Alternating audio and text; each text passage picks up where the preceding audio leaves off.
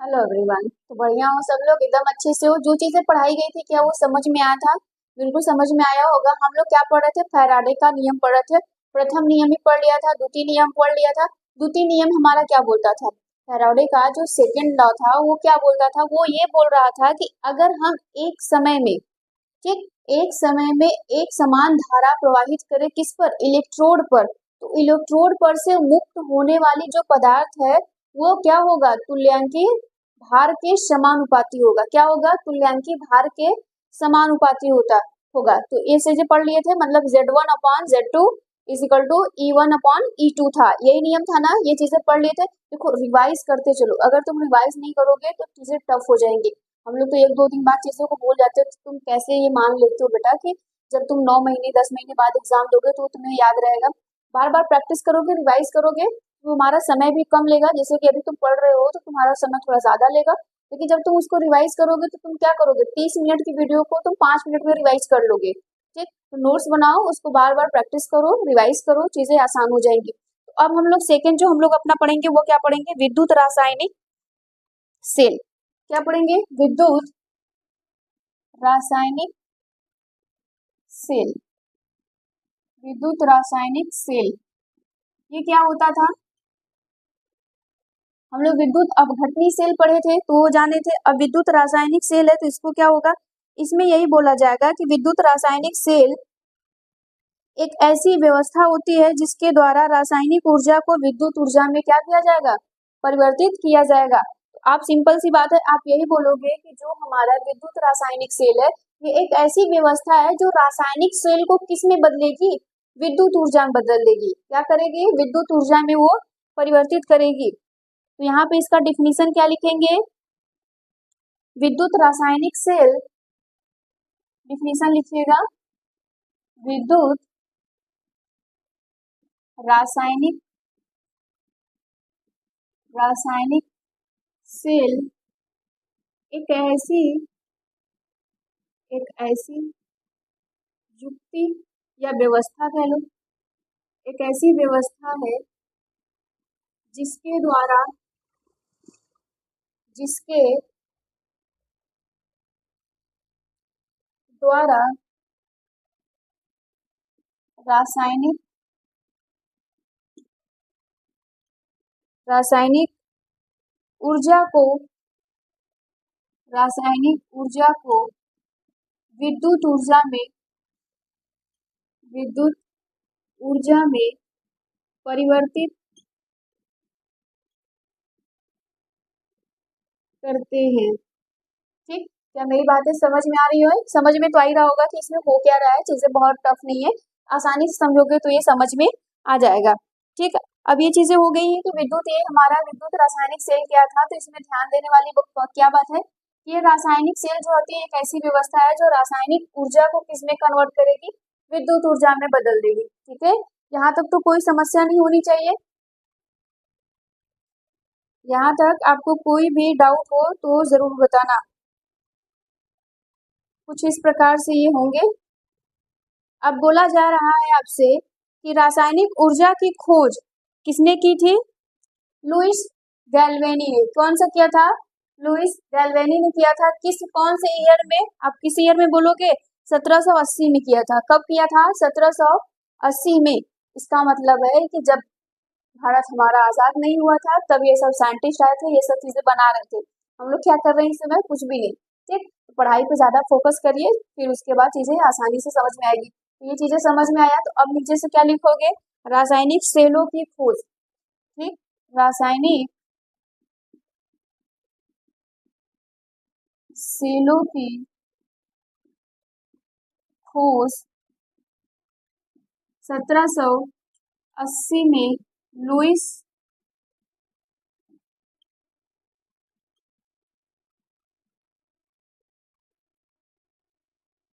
Louis galvanic ने किया था। ठीक, लुइस गैल्वेनी ने किया था तथा तथा 1800, इसमें 1800 में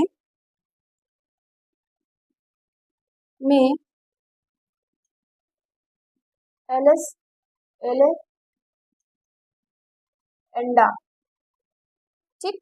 एलिस सेंडा यहाँ पे होगा, एलिस सेंडा वोल्टा द्वारा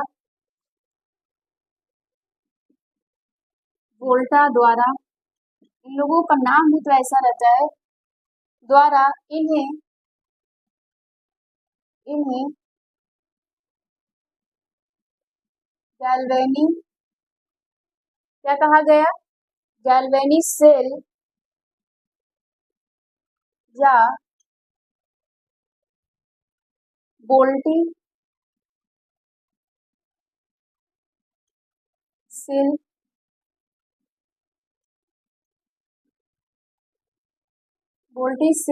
भी कहते हैं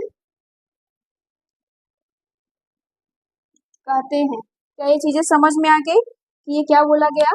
यहाँ पे रासायनिक सेलों की खोज किसमें हुई थी, 1780 में लुइस गैल्वेनी ने किया था। 1800 में कौन किया था, एलेक्जेंडर बोल्टा द्वारा इन्हें गैल्वेनी या बोल्टी नाम दिया गया था। खोज इन्होंने किया, नामकरण इसने किया। समझ में आ रहा है ना, चीजें समझो। यहाँ पे देखो, जो तुम्हारे गैल्वेनी सेल होते हैं या बोल्टी सेल होते हैं, सब वही होते हैं। और इसी तरह तुम्हारा डेनियल सेल हो जाएगा, सब एक ही तरीके के, एक ही खानदान के सब है। थोड़ा थोड़ा इसमें क्या होगा, डिफरेंस होगा, बाकी ये सारी चीजें मिलती रहेंगी। चीजें क्लियर हो पा रहा है कि नहीं। तो यहाँ पे तो हेडिंग क्या बनाएंगे हम लोग, गैल्वेनिक सेल, गैल्वेनिक सेल। देखो, गैल्वेनिक सेल और बोल्ट डाइनियल सेल या फिर बोल्टी सेल कह लो, इन सब में हो सकता है आपसे अंतर पूछ ले या फिर पर्टिकुलर क्या करे, डिफिनीशन ही आपसे मंगवा ले। तो आप चीजों को सोच समझ के पढ़ना, मतलब चीजों को सीख सीख के पढ़ोगे तो ये ज्यादा आसान रहेगा तुम्हारे लिए। अब यहाँ पे ये गैल्वेनी सेल क्या किया जाता है, इसके बारे में भी कुछ बोला जाएगा। तो इसमें बोला जाता है कि इसके द्वारा, ये जो गैल्वेनी सेल है, तो हम लोग रासायनिक पढ़ रहे हैं, तो इसके द्वारा बोला जाएगा कि विद्युत रासायनिक ऊर्जा को किसमें बदला जाएगा, विद्युत ऊर्जा में परिवर्तित किया जाएगा। मतलब रासायनिक ऊर्जा को विद्युत ऊर्जा में परिवर्तित करेगा कौन, गैल्वेनिक सेल। कौन करेगा, गैल्वेनिक सेल करेगा। तो ये इसका मतलब महत्व हो गया। फिर यहाँ पे ऊर्जा में बदल देता है। गैल्वेनिक सेल में स्वतः स्फूर्ति रेडॉक्स अभिक्रिया होती है। इसमें क्या होता है, रेडॉक्स अभिक्रिया। अब तुम लोग रेडॉक्स अभिक्रिया 11th में पढ़े हो, तो तुम्हारा पूरा का पूरा चैप्टर ही था। तो रेडॉक्स अभिक्रिया में क्या होता है, वहां पे हमारा ऑक्सीडेशन और रिडक्शन साथ साथ चले। हम लोग जब छोटे होते थे तो हाइड्रोजन और ऑक्सीजन से रिलेटेड पढ़ते हैं, लेकिन जब बड़े हो गए तो इलेक्ट्रॉनों द्वारा पढ़े। तो यहाँ पे जो भी हमारा होगा सब इलेक्ट्रॉनों की वजह से होगा। सब किससे होगा, इलेक्ट्रॉनों से रेडॉक्स अभिक्रिया कहलाएगी। इसमें क्या होगा, रेडॉक्स अभिक्रिया कहलाएगी। गैल्वेनिक सेल में अधिक विभव वाला इलेक्ट्रोड एनोड तथा कम विभव वाला कैथोड होता है। मतलब कि गैल्वेनिक सेल जो हमारा होगा, उसमें बोला जा रहा है कि जो अधिक विभव वाला होगा वो कौन होगा, एनोड होगा, और जो कम विभव वाला होगा इलेक्ट्रोड, वो क्या कहलाएगा, कैथोड कहलाएगा। तो इसमें बहुत ज्यादा चीजें टफ नहीं है, तुम डायग्राम भी बना लोगे, तुम डायग्राम खुद से बनाना, उसको समझना। मैं यहाँ पे जो लिखवा रही हूँ उसको नोट करते चलना, ठीक। तो नोट करना। अब देखो यहाँ पे क्या क्या लिखा गया है, इसको समझते हैं हम लोग। ये चीजें तो समझ लिया था। गैल्वेनिक सेल के लिए क्या करते हैं, इसके द्वारा रासायनिक ऊर्जा को विद्युत ऊर्जा में बदला जाता है। बिल्कुल हाँ, बदला जाता है। तो रासायनिक ऊर्जा को हम लोग किसमें बदलते हैं, विद्युत ऊर्जा में बदलते हैं। दूसरी बात बोली जा रही है, गैल्वेनिक सेल में स्फूर्ति रेडॉक्स अभिक्रिया के द्वारा होती है, ठीक। इसमें क्या होगा, रेडॉक्स अभिक्रिया होगा। फिर बोला जा रहा है कि गैल्वेनिक सेल अधिक विभव वाला इलेक्ट्रोड एनोड, जो हमारा अधिक विभव होगा वो एनोड होगा, कम विभव जो होगा वो क्या होगा, कैथोड होगा, ठीक। फिर यहाँ पे बोला जा रहा है एनोड ऑक्सीकरण, ये सारी लाइन याद रखिएगा, एनोड ऑक्सीकरण, कैथोड अपचयन। फिर गैस सेल में बाह्य परिपथ इलेक्ट्रॉन एनोड से कैथोड की ओर जाता है। किसमें जा रहा है, एनोड से कैथोड की ओर जाएगा। ये सारी चीजें याद रखना, किसमें बोला जा रहा है। फिर उसके बाद आंतरिक जो परिपथ होगा उसमें इलेक्ट्रॉन कैथोड से एनोड की तरफ जाएगा। कैथोड कहाँ से कहाँ जाएगा, एनोड की तरफ जाएगा। तो ये किसमें बोला जा रहा है, ये विद्युत रासायनिक सेल में। और इसी का उल्टा क्या होता था तुम्हारा, विद्युत अपघटनी सेल में उल्टा हो जाने लगता था। चीजें समझ में आ रही है ना। वहां पे जो एनोड हमारा क्या होता था, पॉजिटिव होता था, यहाँ पे निगेटिव हो गया। इतना नोट करिए जल्दी से।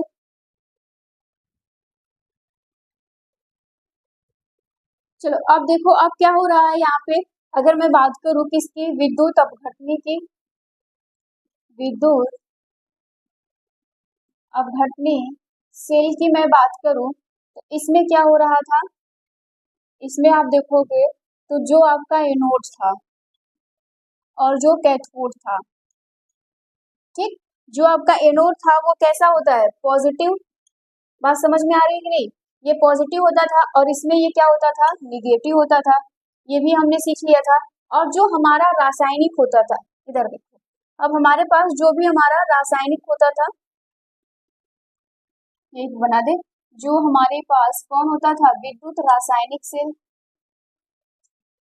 विद्युत रासायनिक सेल, जो हमारे पास रासायनिक सेल होते थे विद्युत, उसमें जो हमारा एनोड होता था, अभी मैंने क्या बताया कि वो निगेटिव होता है, वो क्या होता है, निगेटिव।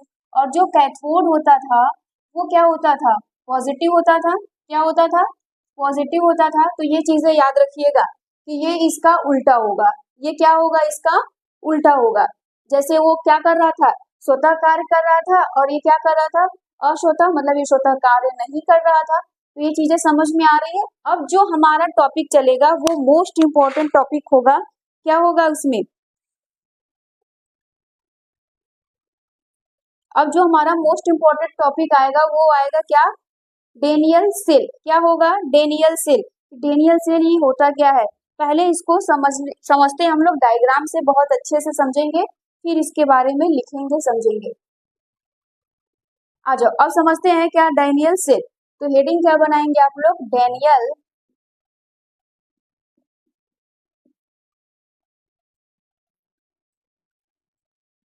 सेल, ठीक। डेनियल सेल क्या होता था, बहुत अच्छी है, इंटरेस्टिंग है, मजा भी आएगा।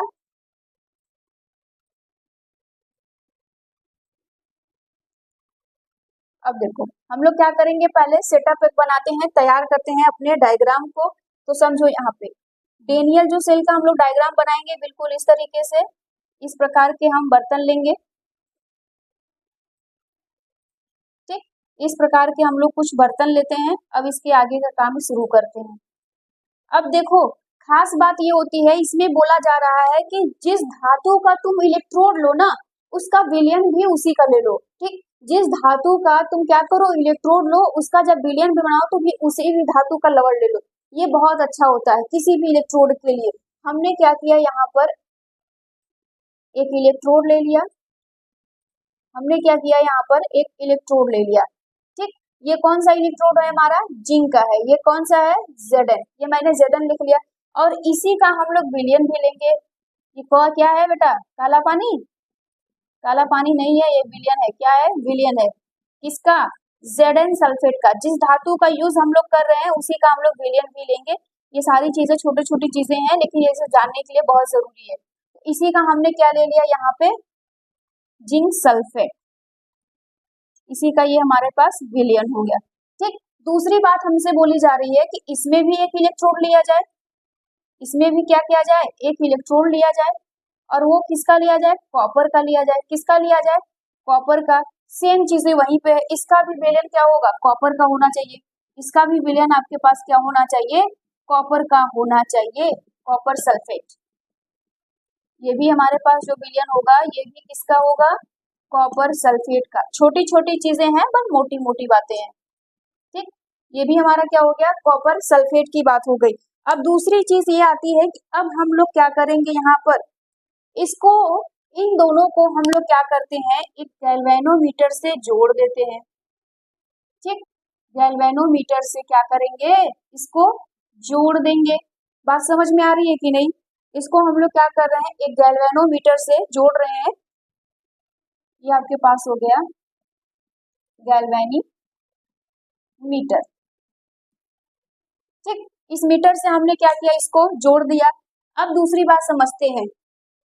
अब ये समझो हो क्या रहा है, देखो जब हम लोग ये सारी प्रोसेस करेंगे तो हम जानते हैं कि इसमें क्या होगा, डेनियल सेल में एक चीज है, इसको याद रखिएगा, इसको समझिए। कहाँ लिखूं, यही लिख देती हूँ, लोन, क्या होता है, लोन, LOAN, लोन। ये चीजें याद रखिएगा कि ये लोन होता क्या है। इसमें L से होता है लेफ्ट, L से क्या होगा लेफ्ट, यहाँ से क्या होगा O से ऑक्सीडेशन, क्या होगा ऑक्सीडेशन, A से एनोड, A से क्या होगा बेटा एनोड, N से क्या होगा निगेटिव, N से क्या होगा निगेटिव, ठीक, N से निगेटिव होगा। तो ये इसमें डेनियल सेल में ये लोन चीजें याद रखिएगा। लेफ्ट में ये हमारा है, लेफ्ट में यहाँ कौन है हमारा ये है, तो यहाँ पे कौन होगा इसको लिख लीजिएगा लेफ्ट। लेफ्ट में क्या होगा हमारे पास एनोड है, तो ये क्या करवाएगा बताइए, लेफ्ट में हमारा जिंक इलेक्ट्रोड है कि नहीं, जिंक इलेक्ट्रोड है, बोलो हाँ या ना, बिल्कुल। तो ये कैसा होगा जल्दी बताओ, ये तो हमारा एनोड हो गया भाई, ये तो हमारा एनोड हो गया, तो ये कैसा होगा निगेटिव होगा, ये कैसा होगा निगेटिव होगा। और उधर वाला हमारा कौन है ये, तो राइट जो हमारा होगा ये, जो हमारे पास राइट इलेक्ट्रोड होंगे वो कौन होंगे कॉपर इलेक्ट्रोड होंगे, कौन होंगे कॉपर इलेक्ट्रोड, तो बिल्कुल सही बात है। तो ये कैसा होगा कैथोड होगा, और ये कैसा होगा पॉजिटिव होगा, ये कैसा होगा पॉजिटिव होगा। देखो इधर वाली बात समझ में आ रही है ना, यही चीज हो रहा है। फिर उसके बाद बोला जा रहा है कि इनमें होगा क्या, अब सुनो ध्यान से, अब इस प्रोसेस को समझो, फिर उसके बाद हम लोग चीजों को आगे समझेंगे। पहली बात तो कि हम इलेक्ट्रोड के लिए जो हमारा इलेक्ट्रोड होगा, डेनियल सेल के लिए जो हम इलेक्ट्रोड लेंगे, तो उसका विलयन भी हम लोग क्या करेंगे उसी धातु के लवण का लेंगे, मतलब जिस धातु का हमारा विलयन होगा, सॉरी जिस धातु का हमारा इलेक्ट्रोड होगा उसी का विलयन। हमने Zn लिया तो Zn-SO4 का विलयन ले लिया, कॉपर लिया तो कॉपर SO4 का यहाँ पे क्या ले लिया हमने, इसका भी हमने क्या ले लिया यहाँ पे, उसका भी विलयन ले लिया। बात समझ में आ रही है, ये इसका विलयन लिया। अब होगा क्या, ये गैल्वेनीमीटर, देखो गैल्वेनीमीटर जो होती है ना उसकी खास बात होती है, ये खास बात ये होती है कि ये छोटे से छोटे बोल्ट को रीड कर लेगा, ठीक, ये छोटे से छोटे बोल्ट को क्या क्या करेगा रीड कर लेगा, समझ जाएगा। फिर इसमें होता क्या है, अब तुम समझो यहाँ पे, अब यहाँ पर हो क्या रहा है कि तुम जब जाओगे तो यहाँ पे तुम देखोगे कि हमारे पास ये जो विलयन है Zn-SO4, Zn-SO4 है जो बेटा वो क्या है एक्वस है, क्या है एक्वस सोल्यूशन है। तो यहाँ पे जो आपका कॉपर SO4 है वो भी क्या है एक्वस है, ये भी क्या है एक्वस है, जली विलयन है, ये सब क्या है जली विलयन है। अब ध्यान दीजिएगा वो क्या रहा है यहाँ पे, अब समझो यहाँ पे, तो यहाँ पे होगा क्या, अब यहाँ से इलेक्ट्रॉन क्या होंगे टूटेंगे। अब इसमें क्या होगा Zn, ये क्या करेगा इलेक्ट्रॉन यहाँ से निकलेंगे, यहाँ पे टूटेंगे, तो ये जो हमारे विलयन हो जाएंगे इसमें कौन कौन आ जाएगा, इसमें आ जाएगा Zn2 प्लस SO4 माइनस 2, इस तरीके से सब विलयन में। तो उसी तरह हमारे पास यहाँ पर भी कॉपर में हो जाएगा कॉपर 2 प्लस SO4 माइनस में हो जाएगा, इस तरीके के हमारे ये सब विलयन में टूटेंगे। अब कहानी की तरह समझो कि एनोड पर होगा क्या, कहानी की तरह समझो एनोड पर क्या हो रहा है, जो हमारा बेटा एनोड है ना, इस एनोड पे क्या होगा, एनोड पे क्या होगा ऑक्सीडेशन, वहां लिखा है एनोड पे हमारा ऑक्सीडेशन होगा, तो ऑक्सीडेशन किसका होगा इसी का होगा Zn का, तो Zn का ऑक्सीडेशन होगा, तो ये Zn जो सॉलिड स्टेट में है, ये सॉलिड स्टेट में है, ये यहाँ से टूटेगा, ये क्या करेगा Zn2 प्लस किसमें हो जाएगा एक्वस में, किसमें हो जाएगा एक्वस में, और इसमें क्या किया है अपना 2 इलेक्ट्रॉन निकाला है, अपना 2 इलेक्ट्रॉन क्या किया है निकाला है। अब हमारे पास तुम जान रहे हो कि यहाँ पे जो हमारे राइट साइड है जो कॉपर है जो कैथोड है, यहाँ पे क्या होगा रिडक्शन होगा, यहाँ पे तो ऑक्सीडेशन हुआ, तो यहाँ पे क्या होगा रिडक्शन होगा। ये कैथोड पे जो कहानी चल रही है, समझो कि कैथोड पे जो कहानी चल रही है उसका क्या होगा, तो वहां पे बोला जाएगा कि ये भाई आपके पास कॉपर है, ये कौन है कॉपर है 2 प्लस में, ठीक। अब यहाँ पे इसने क्या किया इलेक्ट्रॉन तो है निकाला भी, तो ये क्या करेगा अब रिडक्शन, इसके साथ क्या होगा रिडक्शन हो रहा है, तो ये क्या बन जाएगा कॉपर सॉलिड में हो जाएगा, क्या हो जाएगा कॉपर सॉलिड में हो जाएगा। अभी तो ये क्या था एक्वस में था ना, ये क्या है एक्वस में, यहाँ पे लिख लीजिएगा ये कौन है एक्वस में, अब वहां से सॉलिड हो गया। तो अब देखो होता क्या है, इनके साथ अब हो क्या रहा है, तो आप इसको बोलोगे, चलो इसको मैं अगर 20 से ऐसे काट दूं, अगर इसको मैं 20 से देखूं तो ये दोनों क्या कहलाएंगे अर्ध सेल कहलाएंगे, क्या कहलाएंगे अर्ध सेल। आधा। अभी तो तुम बोलोगे अरे जुड़ा तो है, एक ही है। नहीं, अभी मैं इसको 20 से काट दूं तो इसको तुम बोलोगे अर्ध सेल। क्या बोलोगे? अर्ध सेल। इसको भी बोलोगे तुम लोग अर्ध सेल। तो इसका भी कुछ नाम होगा, इसका भी कुछ नाम होगा। तो इस जो सेल हमारा जो होता है, इस सेल को हम लोग क्या कहते हैं? जल्दी से बताओ। आक्सी अर्ध सेल। इसको क्या कहते हैं? आक्सीकरण अर्ध सेल कहा जाता है। क्या कहा जाता है? आक्सीकरण अर्ध सेल कहा जाता है। तो इसको नोट करना, आक्सीकरण, आक्सीकरण अर्ध सेल, अर्ध सेल। इसको क्या कहेंगे हम लोग? इसको अपचयन, अपचयन अर्ध सेल, अपचयन अर्ध सेल। इस प्रकार की अभिक्रिया को हम लोग क्या कहेंगे? इस प्रकार की जो अभिक्रिया होगी उसको हम लोग कहेंगे अर्ध आक्सीकरक अभिक्रिया। क्या कहेंगे? अर्ध आक्सीकरक अभिक्रिया। इसको हम लोग क्या बोलेंगे? अर्ध अपचयन अभिक्रिया बोलेंगे। ये छोटे छोटे पॉइंट है, इनको नोट करना। अब देखो होगा क्या। अब कहानी यहाँ से शुरू होती है समझने वाली। अब इस जो इलेक्ट्रोड है ना, ये जो हमारा Zn है, ये क्या करेगा? ये टूटेगा। ये क्या होगा? टूटेगा। तो ये जब टूट रहा है तो तुम जान रहे हो कि ये टूटेगा, तो ये इसमें टूटेगा, Zn2+ में टूटेगा। तो इसके इलेक्ट्रॉन यहीं पर रह जाएंगे और इसका जो विलयन होगा इसमें क्या आ जाएगा? Zn2+ में आ जाएगा। Zn2+ में आएगा तो ये जो इलेक्ट्रॉन है, ये इलेक्ट्रॉन इधर से इधर चलना शुरू करेंगे। ठीक, इधर से इधर चलना शुरू करेंगे। तो जब इलेक्ट्रॉन किधर से जाते हैं? एनोड से कैथोड की ओर आ रहे हैं। इलेक्ट्रॉन किधर से आ रहे हैं? एनोड से कैथोड में आ रहे हैं। अब तुम ये भी जानते हो, अगर फिजिक्स में पढ़े हो तो तुम जानते हो कि जो हमारा करंट होता है वो अपोजिट चलता है। वो करंट क्या होता है? अपोजिट चलता है। वो कैथोड से एनोड की तरफ चलता है। यहाँ पे आई करंट इस साइड से इस साइड चलता है। लेकिन तुम कहीं भी जाओ कोई दिक्कत नहीं। अगर तुम इलेक्ट्रॉन के थ्रू चल रहे हो तब भी तुम यहाँ पहुंचोगे, अगर आई से पहुंचोगे तब भी तुम वहां पहुंचोगे। क्लियर हो पाया ये? तो अब समझो यहाँ पे हो क्या रहा है कि यहाँ पे जो धातुएं हैं ये Zn है और ये कॉपर है। तुम्हें अगर 10th में याद हो गया, सीरीज पढ़ाया गया होगा तो ये चीजें याद होगी कि जो ज्यादा क्रियाशील होता है, जो सब सीरीज में ऊपर होता है वो अधिक क्रियाशील है। तो क्या मैं यहाँ पे लिख दूं? यहाँ पे अगर मैं इसको लिख दूं तो ये मेरी बातें समझ पाओगे? तो यहाँ पे लिखना, यहाँ पे तुम क्या लिखोगे? Zn कॉपर से अधिक क्रियाशील वाला धातु है। ठीक, जो अधिक क्रियाशील वाला धातु होगा उसका क्या होगा? आक्सीकरण। उसका क्या होने लगेगा? आक्सीकरण होने लगेगा। ठीक, उसका क्या होने लगेगा? आक्सीकरण होने लगेगा। अधिक क्रियाशील वाला धातु है, इसलिए Zn का आक्सीकरण, Zn का आक्सीकरण होता है। ठीक, बात समझ में आ रही है? भाई ये अधिक क्रियाशील है तो ये ज्यादा ऑक्सीडेशन करेगा, ये कम क्रियाशील है तो ये करेगा नहीं। तो जब ये अधिक क्रियाशील है तो ये ऑक्सीडेशन करता है। ऑक्सीडेशन में क्या होगा? Loss of electron. तो अपना इलेक्ट्रॉन फटाफट निकालेगा और इस विलयन में क्या आ जाएगा? Zn2+ भरता जाएगा। ठीक, तो यहाँ से इलेक्ट्रॉन निकलेंगे और इलेक्ट्रॉन यहाँ से निकल रहे हैं तो बेटा ये इसके पास जा रहे हैं। इलेक्ट्रॉन निकला यहाँ से, इधर आया और आ गया कॉपर के पास। लेकिन तुम जानते हो कि इलेक्ट्रॉन जो होंगे वो धातु और दूसरा धातु तो लेगा नहीं। ये भी धातु है, ये भी धातु है, तो इलेक्ट्रॉन लेगा नहीं। तो ये क्या करेगा? ये अपने विलयन में टूटेगा। ये अपने विलयन में टूट रहा है। देखो यहाँ से एक्वस में 2 इलेक्ट्रॉन में, तो ये क्या होने लगेगा बेटा? ये जो हमारा विलयन है इसमें से टूट कर ये इस वाले रॉड पे चढ़ता जाता है। तो यहाँ पे पूरा कॉपर आ जाएगा। पूरा कॉपर इलेक्ट्रॉन लेगा, यहीं पे जमना शुरू हो जाएगा। यहीं पे क्या हो जाएगा? जमना शुरू हो जाएगा। तो एक टाइम ऐसा आएगा कि ये वाली इलेक्ट्रोड मोटी होती जाएगी। समय के साथ साथ ये इलेक्ट्रॉन मोटी होती जाएगी और समय के साथ ये इलेक्ट्रॉन पतली होती जाएगी। समझ में आ रहा है ऐसा क्यों हो रहा है? क्योंकि बेटा ये अधिक क्रियाशील है तो ये अपने इलेक्ट्रॉन को फटाफट निकालेगा और ये इलेक्ट्रॉन डायरेक्ट ले नहीं सकता, इसलिए ये अपने आयन में टूटेगा।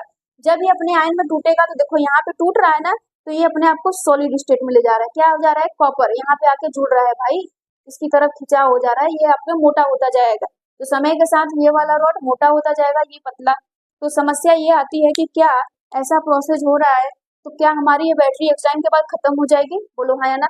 हाँ खत्म हो जाएगी। लेकिन समस्या अभी भी यहाँ पे इसकी खत्म नहीं होती है। तो हमारा तो अच्छा होता है कि हम मार्केट से बैटरी लाए सेल और उसको यूज किया, ये हमारा छड़ ये वाला खत्म हो गया, तो हमारा पैसा वसूल हो गया, खत्म। लेकिन नहीं, होता क्या है कि यहाँ पे कहानी तब शुरू होती है, यहाँ पे जब होगा ना तो यहाँ पे क्या होता जाएगा, इलेक्ट्रॉन निकलेगा। तो ये तुम जान रहे हो कि इनको इलेक्ट्रॉन निकालने की दम क्या होती है, अधिक क्रियाशील है तो इलेक्ट्रॉन निकालता जाएगा। तो इस पूरे विलयन में क्या होता जाएगा, इस पूरे विलयन में Zn2 plus Zn2 plus Zn2 plus भरता जाएगा भरता जाएगा। तो ये कहानी अब शुरू होगी मजेदार। Zn2 प्लस भरता जाएगा तो ये क्या करेगा, अब रिएक्शन होने नहीं देगा। ये क्या करेगा, रिएक्शन होने नहीं देगा। इसीलिए आप देखे होंगे कभी भी जब हम लोग बैटरी आते हैं तो एक दिन दो दिन चलेगा वो खत्म, क्योंकि ये इतना तगड़े से इलेक्ट्रॉन को लॉस करेगा कि दो दिन तीन दिन के बाद ये खत्म हो जाएगा। ठीक, क्रियाशील अधिक है, इसमें क्या होने लगेगा, इसमें भरता जाएगा। और इसमें क्या है बेटा, ये इलेक्ट्रॉन के लालच में अपने आप को टूटता जाएगा, यहाँ पे जुड़ता जाएगा, यहाँ से हटेगा नहीं। तो इस पूरे विलयन में SO4 आने लगेगा, SO4 माइनस SO4 माइनस, इस प्रकार से इसमें भरने लगेंगे। तो ये पूरा जो विलयन होने लगेगा वो किसका होने लगेगा, SO4 माइनस 2 का। ठीक, और इस पूरे विलयन में कौन आने लगेगा, Zn2 प्लस। ठीक, तो ये रिएक्शन होने नहीं देगा, इसको क्या के लिए रहेगा, अब रिएक्शन नहीं होने देगा, इलेक्ट्रॉन को जाने ही नहीं देगा। और यहाँ से क्या हो जाएगा, ये पूरा विलयन तो अभी कॉपर को नहीं जाने देगा। तो ये इलेक्ट्रोड जो ये छड़ होती है, अब इसके बाद इसका गाना शुरू हो जाएगा। ठीक, क्या हो जाएगा बोलो, अब ये क्या करेगा, यहाँ से इसको आने नहीं देगा, है ना। अब ये इसको आने नहीं देगा और ये इसको क्या करेगा, जाने नहीं देंगे तुमको। गाना सुने हो ना, तो यहाँ से इसका शुरू हो जाएगा, जाने नहीं देंगे तुमको। तो ये चीजें शुरू हो गई। फिर तुम जानते हो कि जब जब पृथ्वी पर क्या होती है, बोलो, अत्याचार बढ़ता है, तब तक कोई ना कोई आता है।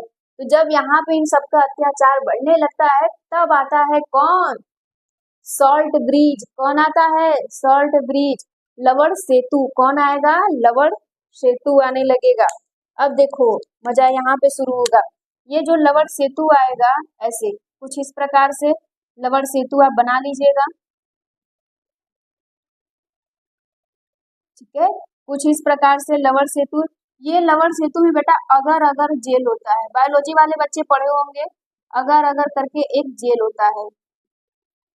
ठीक, यहाँ पे लगा होता है और इसमें लवण सेतु का मतलब KCl आता है, KCl आएगा। भाई साहब ये KCl भी यहाँ पे टूटने लगेगा, यहाँ से टूटेगा, है ना। क्या करेगा, अब इनको बैलेंस करेगा। लवण सेतु का काम क्या होता है कि दोनों इलेक्ट्रोडों को जो विलयन है उनकी उदासीनता को बढ़ा दे, उदासीन कर देना, न्यूट्रल। मतलब जानते हो ना, जब तक अत्याचार बढ़ता है तो कोई आता है तो वो क्या करता है, बैलेंस करता है सबको एक चीज। तो इसको भी बैलेंस करेगा। देखो यहाँ पे सब अनबैलेंस है ना बेटा, यहाँ पूरा जिंक से भरता जा रहा है, इसमें सल्फेट तो समझ में नहीं आ रहा है, और ये पूरा का पूरा सल्फेट से भरता जा रहा है, कॉपर एकदम यहाँ पर है। ठीक, तो ये क्या करेगा, यहाँ से जब आएगा तो इस पूरी कहानी को समझिए, ये इसमें क्या करेगा, ठीक है, ये इसका क्या बनाएगा, PPT बनाएगा। PPT मतलब जानते हो ना, अवक्षेप बना देगा। तो यहाँ पे कौन बनाएगा, जल्दी बताओ, यहाँ पे किसका बनाने लगेगा, यहाँ पे जिंक जो होता है बनाएगा PPT, जिंक क्लोराइड का, क्योंकि इस पूरे विलयन में क्या है, Zn है। तो यहाँ पे PPT बना के इसी तरह छोड़ता जाएगा। और ये जो है यहाँ से पोटेशियम आने लगे, क्योंकि सल्फेट है तो ये बनाएगा पोटेशियम, ये बनाएगा पोटेशियम सल्फेट। ये पोटेशियम PPT बना के इसमें छोड़ देगा, न्यूट्रल कर देगा। ठीक, फिर न्यूट्रल जब कर देगा तो ये फिर से इलेक्ट्रॉन फ्री हो जाएंगे, फिर ये प्रोसेस चलता रहेगा। इसीलिए यहाँ पर कौन आता है, सॉल्ट ब्रिज आती है। कौन आता है, सॉल्ट ब्रिज आता है। क्या मेरी बातें समझ में आ रही है, कहानी समझ रहे हो। ठीक, इसी को हम लोग कह रहे हैं सॉल्ट ब्रिज। क्या कहते हैं, सॉल्ट ब्रिज। तो समझ में आया यहाँ पे सॉल्ट ब्रिज की क्या कहानी है इलेक्ट्रोडों की, बोलो हाँ या ना। देखो अगर कोई भी डाउट होगा तो कमेंट में प्लीज जरूर से बताना, लेकिन ये जो मैंने समझाया इसको समझो, ध्यान से सुनो हो क्या रहा है, ध्यान से सुनो। हमने क्या लिया, इलेक्ट्रोड लिया। ठीक, एक में हमने क्या लिया, जिंक का लिया, दूसरे में क्या लिया, कॉपर का ले लिया। अब बेटा इसमें क्या किया हमने, जो हमने जिंक लिया था उसमें उसका विलयन ही डाला, जिंक सल्फेट का डाला। ठीक, और जो कॉपर लिया था उसमें कॉपर सल्फेट का विलयन डाला, उसमें क्या डाला, कॉपर सल्फेट को, और दोनों को एक गैल्वेनोमीटर से क्या किया, जोड़ दिया। गैल्वेनोमीटर का काम क्या होता है, वो छोटे छोटे वोल्टेज को बताएगा। ठीक, वो छोटे छोटे वोल्टेज को बताएगा। अब हो क्या रहा है कि जो हमारा जिंक है वो अधिक क्रियाशील है तो इलेक्ट्रॉन यहाँ से जल्दी जल्दी निकलेंगे। जब इलेक्ट्रॉन जल्दी जल्दी निकलेंगे तो इस पूरे विलेन में क्या हो जाएगा, जेड एन भरता जाएगा, क्योंकि यही तो टूट रहा है। यहाँ पे देखिए, यही तो ये क्या कर रहा है, टूट रहा है ना ये। इस विलेन में पूरा जेड एन टू प्लस भरता जाएगा और इलेक्ट्रॉन यहाँ से मूव करके यहाँ पर आएंगे। कॉपर तो उसको लेगा नहीं, क्योंकि कॉपर धातु है, तो ये क्या करेगा, ये टूटना शुरू करता है। ये अपने आप को तोड़ेगा, फिर ये क्या हो जाएगा, इस विलियन में क्या होने लगेगा, कॉपर 2+ में टूटकर इस क्षण पे जाकर जुड़ता जाएगा इलेक्ट्रॉन लेने की वजह से। जब इलेक्ट्रॉन लेगा तो ये Cu+ में हो जाएगा, यहाँ पे इसको जुड़ने लगेगा। ठीक, ये जब जुड़ने लगेगा तो समय के साथ साथ ये वाला हमारा प्लेट मोटा होता जाएगा। समय के साथ साथ ये प्लेट हमारी क्या होती जाएगी, मोटी हो जाएगी, और ये समय के साथ साथ प्लेट हमारी पतली होती जाएगी। एक टाइम ऐसा आएगा कि ये पूरा विलियन जो है वो जेडेन से भर जाएगा, और एक टाइम ये ऐसा आएगा कि इसमें क्या हो जाएगा, सल्फेट से विलियन भर जाएगा। तो वही हाल होगा, तुम्हें आने नहीं देंगे, और इधर वाला कहेगा तुम्हें जाने नहीं देंगे। तो ये क्या करेगा, जब ऐसे ऐसे अत्याचार बढ़ती हैं तो एक आता है सॉल्ट ब्रिज। कौन आएगा, सॉल्ट ब्रिज, KCl का। और उस जेल में उस सॉल्ट ब्रिज में किसका जेल लगा होता है, अगर अगर का जेल लगा होता है। तो ये क्या करेगा, यहाँ से इसको PPT बनाएगा, Zn को, ZnCl2। ठीक, ZnCl2 का PPT और शेप बना के इसको नीचे करेगा, बैठो तुम्हें। ठीक, तो फिर यहाँ पे क्या करेगा, इसका भी बनाएगा, यहाँ पे पोटेशियम आएगा, पोटेशियम सल्फेट बनाएगा, इसकी PPT बनाएगा। बट रुको तुम लोग, कैसे नहीं जाना दोगे। तो यहाँ से फिर से ये प्रोसेस शुरू हो जाएंगे। कहानी समझ में आया। तो इस हम लोग इस वाले सेल को अगर आधा काटते हैं तो क्या कहते हैं, ऑक्सीकरण अर्ध सेल। इसको क्या कहते हैं, अपचयन अर्ध सेल। इस अभिक्रिया को हम लोग क्या कहेंगे, अर्ध ऑक्सीकरण अभिक्रिया कहेंगे। इसको हम लोग क्या कहेंगे, अर्ध अपचयन अभिक्रिया सेल कहेंगे। और ये लोन से याद रखिएगा, ये कहानी याद रखिएगा। ठीक, इतना नोट कर लीजिए जल्दी से। अब इसको ध्यान से देखिए, सुनिए ये क्या क्या कह रहा है। यहाँ बोला जा रहा है डेनियल सेल एक प्रकार की वोल्टी सेल है। ठीक, ये तो पहले ही बात समझ में आ गई थी कि ये क्या हो रहा है। डेनियल सेल एक प्रकार की वोल्टी सेल है, इसमें 2 इलेक्ट्रोड या अर्ध सेल होते हैं, अभी समझ में आया था। फिर इसमें बोला क्या जा रहा है कि ZnSO4 में डूबी Zn छड़ एनोड निगेटिव होता है, बिल्कुल समझ में आया। कॉपर में डूबी छड़ क्या होता है, कैथोड जो पॉजिटिव होता है। दोनों इलेक्ट्रोड को आपस में जोड़ने के लिए भाई साहब कौन आता था, यू आकार की एक नली आती थी, जिसको हम लोग क्या कहते थे, लवण सेतु। सेतु को मतलब है ब्रिज या फिर सॉल्ट ब्रिज कहते थे। ये क्यों आता था, अत्याचार जब बढ़ने लगता था तो उनको बैलेंस करने के लिए आता था। जब Zn2+ और Cu2+ आयनों की सांद्रता इकाई होने लगती, जब सांद्रता उनकी बढ़ने लगती है तो उनका विद्युत विभव क्या होता है, 1.1 वोल्ट, जो इम्पोर्टेंट है। 1 मार्क्स में अगर पूछ लिया तो ये बताना पड़ेगा। फिर इलेक्ट्रॉन कहाँ से कहाँ जा रहे थे, कैथोड की ओर जा रहे थे। अगर ये पूछ दिया जाए कि करंट कहाँ से कहाँ जा रहे थे, तो आप बोलोगे कि जो हमारा आई है करंट, वो कहाँ जा रहा था, कैथोड से एनोड की ओर।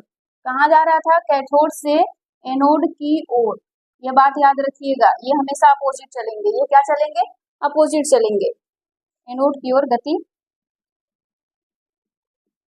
करते हैं। अब इसके बाद हम लोग थोड़ा सा ये जान लेंगे कि सॉल्ट ब्रिज क्या होता है नेक्स्ट वीडियो में। अभी यहाँ तक जो चीजें समझ में आई थी, पढ़ाया गया, वो समझ में आया कि नहीं। अगर देखो नहीं समझ में आया होगा तो कमेंट करके जरूर बताना, हम डेनियल सेल पे बता देंगे कि इसको रिवाइज करा देंगे, समझा देंगे कि ये क्या होता है। लेकिन मुझे उम्मीद है कि ये सारी चीजें आपको अच्छे से समझ में आई होगी। मेरी वही चीजें बातें हैं, नोट्स बनाओ, अच्छे से पढ़ो, मन से पढ़ाई करो, बार बार प्रैक्टिस करो, रिविजन करो। ठीक, थैंक यू।